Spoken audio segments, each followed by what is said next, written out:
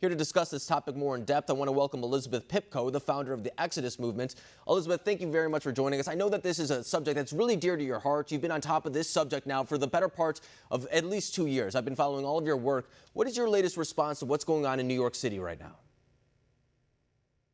I'll be honest, it's just painful. That's the only way to describe it. I talk about it really often. My parents and grandparents, they escaped the Soviet Union to come here just to avoid these kinds of attacks. And the fact that their daughter, their granddaughter is having to witness this with her own eyes at 24 years old in what should be the freest and safest country in the world is painful and terrifying.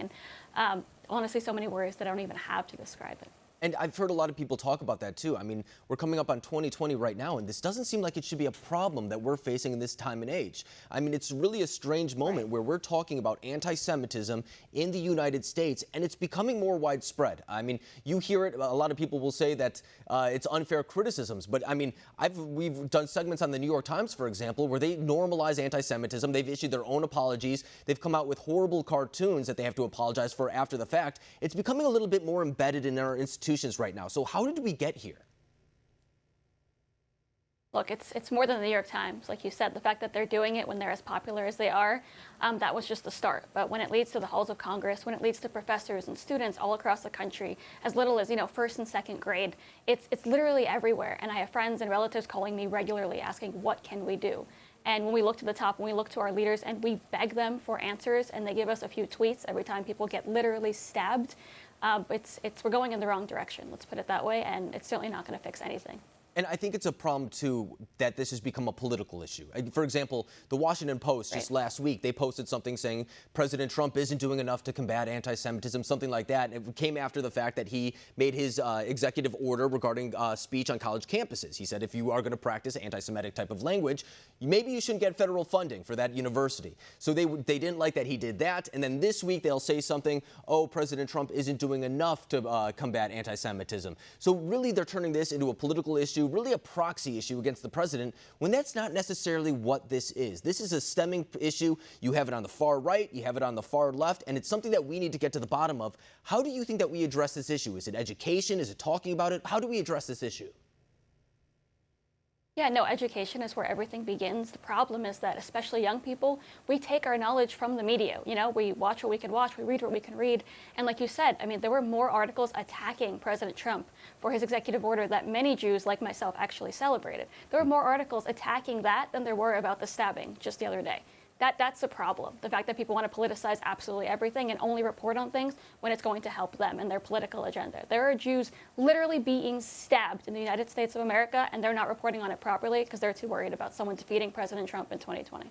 Right. And I mean, it's one of those things, too, where if this were to be happening in London, it would be the front page of everything. And people love talking about knife attacks in London just because it kind of is a good parallel to maybe gun violence here in the United States. People like drawing the comparisons. Those on the left will say there's not as many deaths. People on the right will say that this is still a problem that's being stemmed within London. But I want to focus, too, on what's really happening in New York, because, I mean, what we've seen over the past 2 weeks in particular, it's been almost one anti-Semitic hate crime per day over the past 2 weeks in New York City. And we just went through this entire segment saying it's not just isolated to New York City, but right now that does seem to be where a lot of these hate crimes are taking place. Why is it? What's going on in New York City? I mean, let's be honest, New York has a lot of Jews. I mean, there's over 1 million Jews in New York City. I've grown up here. This is my home. And I felt at one point, or for a long time, I felt safe here because it was New York City, because there were so many Jews everywhere. And apart from Jews, there were people that knew us and respected us and loved us, and we just respected one another. It's a very diverse city, and I've always loved it for that reason. And now, for some reason, people are taking it out on us that we've, made a home here. There's a lot of Jews here. There's a lot of Jewish communities here. The ones that you won't find, honestly, in a lot of places in the United States. And it's something that I'm really proud of. And it's really painful to know that it's something that people take really seriously and something that they want to turn against us for some reason. And I think that's almost a little bit of the point, too, is that, I mean, Jews in New York City, I mean, that's something that's almost an identity of New York City. It's your typical thing that you see a lot of times. I mean, it's embedded in the culture there. It's something that, I mean, New York City wouldn't be the great city that it is if it wasn't for the Jewish populations that have helped create that city over the past generations for that matter.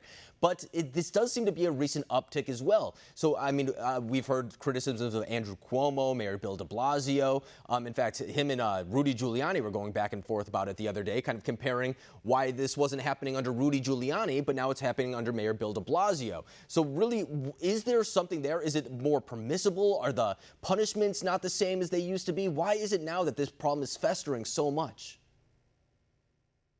Well, look, I mean, I think it was said before I even came on, there was someone that was going around and, punching Jewish women, and she was released from prison and went out to punch someone else. I mean, if you're not punishing people, they're not going to be stopped. It's simple as that. Giuliani was very tough on crime, and there's been certainly a standard that's been lowered when it comes to this kind of crime. When it's a hate crime against Jews, for some reason, people don't pay as much attention, and they're too busy criticizing President Trump for what he's doing to pay attention to what's going on in their own city and state.